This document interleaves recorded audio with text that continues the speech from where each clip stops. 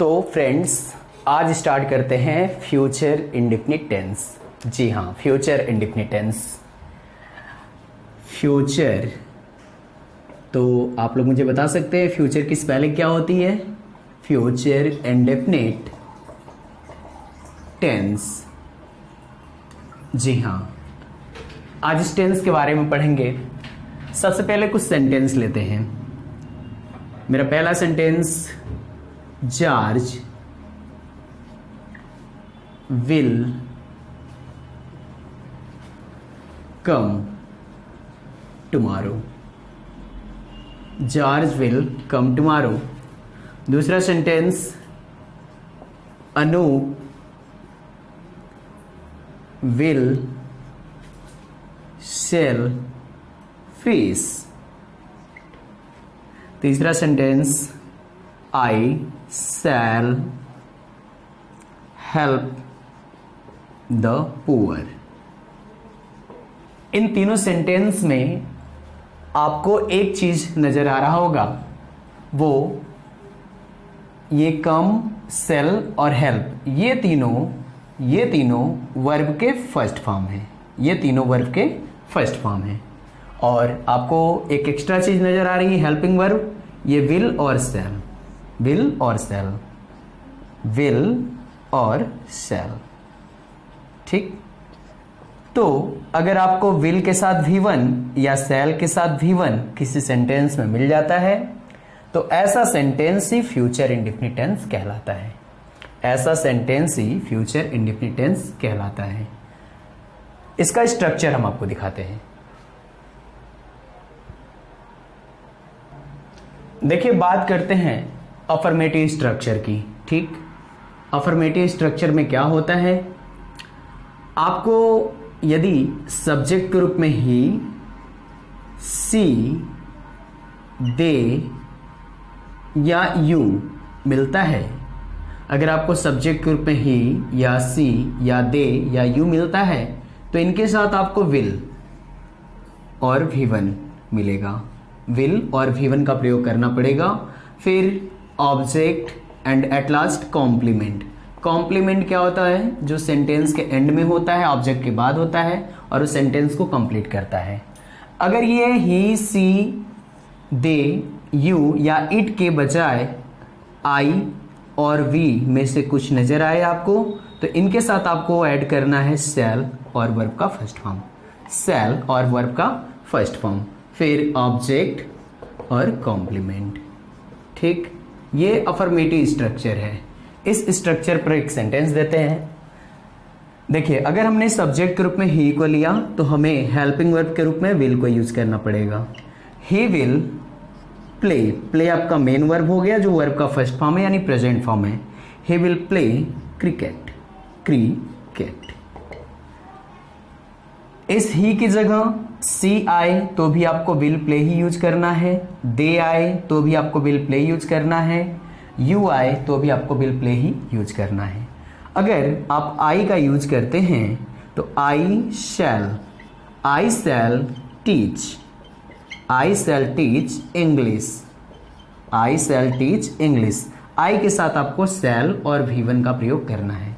ठीक, और दूसरी बात क्या याद रखनी है कि अगर विल के साथ V1 या शैल के साथ V1 किसी भी सेंटेंस में आता है तो ये सेंटेंस फ्यूचर इंडेफिनिट टेंस का अफर्मेटिव होता है। फ्यूचर इंडेफिनिट टेंस का अफर्मेटिव होता है।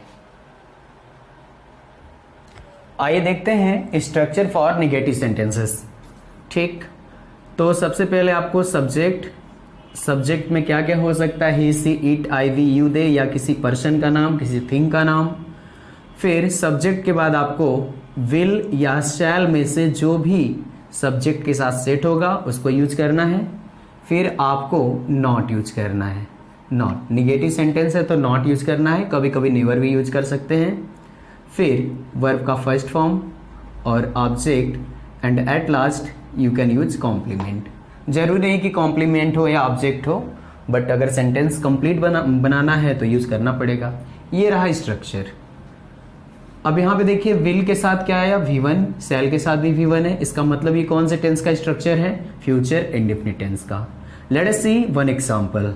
सो friends, I shall not humiliate, HUMILIATE, I shall not humiliate my friends. तो humiliate का यहाँ अर्थ होता है अपमानित करना. I shall not humiliate my friends. He will not insult his relatives. यहाँ पर विल और इंसल्ट ये भी फ्यूचर इंडेफिनिट टेंस की पहचान के रूप में यूज किए जा सकते हैं. और विल नॉट इंसल्ट नहीं करेगा. ह्यूमिलिएट और इंसल्ट दोनों ही एक दूसरे के सिनोनिम्स हैं.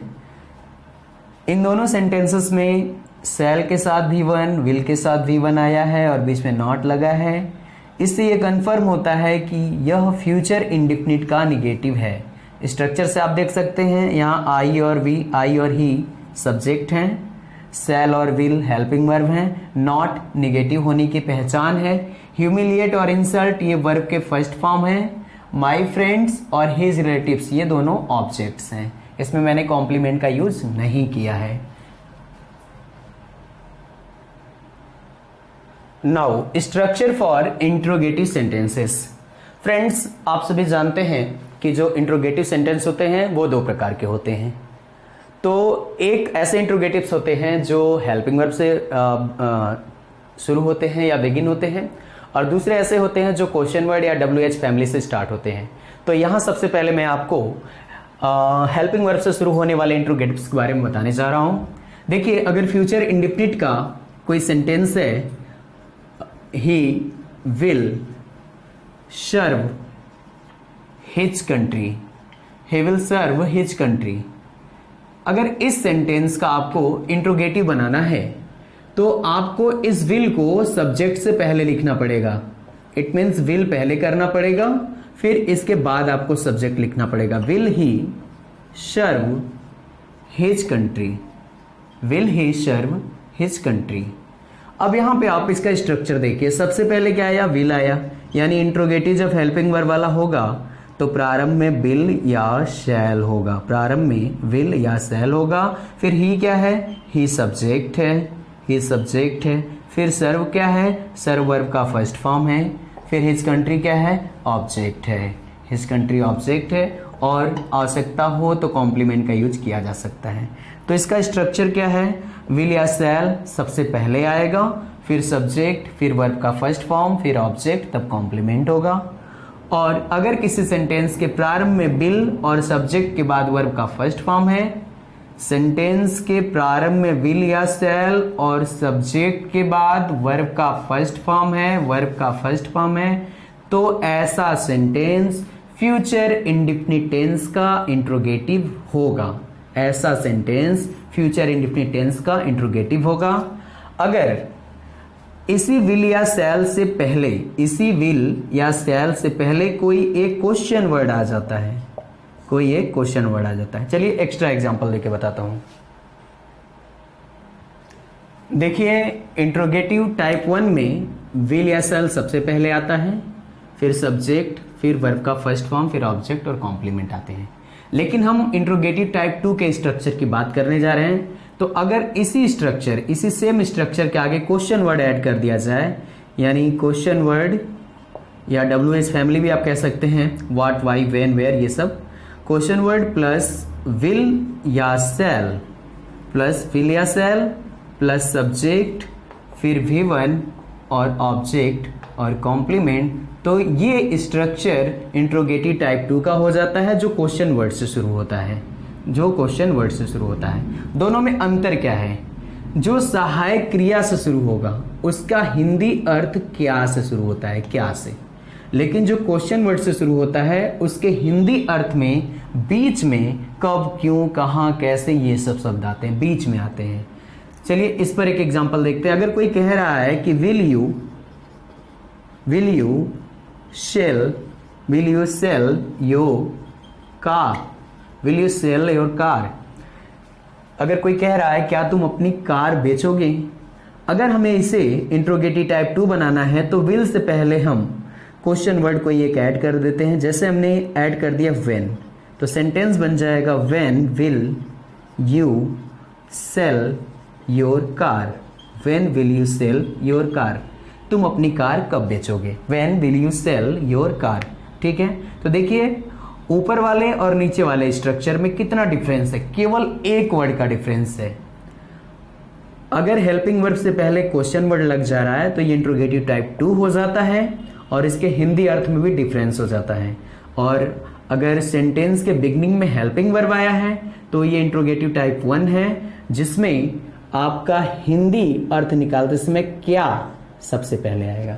जैसे इसका हिंदी अर्थ है क्या तुम अपनी कार बेचोगे, जबकि इसका अर्थ है कि तुम अपनी कार कब बेचोगे।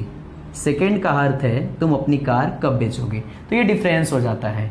तो ये इंग्लिश के स्ट्रक्चर को अच्छे से समझे और अच्छे से पहचाने। विल के साथ V1 का आना ही फ्यूचर इंडेफिनिट टेंस की पहचान है। सेल के साथ V1 का आना ही फ्यूचर इंडेफिनिट टेंस की पहचान है। अगर वही विल या सेल सब्जेक्ट से पहले आ गया है तो इंट्रोगेटिव होने की पहचान है। अगर विल या सेल से पहले क्वेश्चन वर्ड आ गया है तो ये इंट्रोगेटिव टाइप 2 होने की पहचान है। इसका हिंदी सेंटेंस भी पहचानते हैं हम लोग। देखिए यहां पर कुछ सेंटेंसेस है। पहला सेंटेंस है हम सब मर जाएंगे। दूसरा सेंटेंस है वह कहानियां लिखेगा। तीसरा सेंटेंस है तुम अपने माता पिता का सम्मान करोगे। चौथा है क्या वह स्कूल जाएगा। पांचवा है तुम स्कूल क्यों नहीं जाओगे। इन पांचों वाक्यों का आप केवल अंतिम शब्द देखिए या अंत देखिए।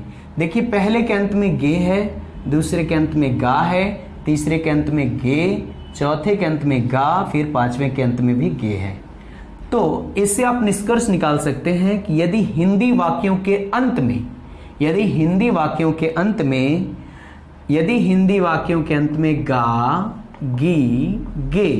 गा गी गे शब्द आता है तो वह वाक्य फ्यूचर इंडेफिनिट टेंस होने का दावा करता है।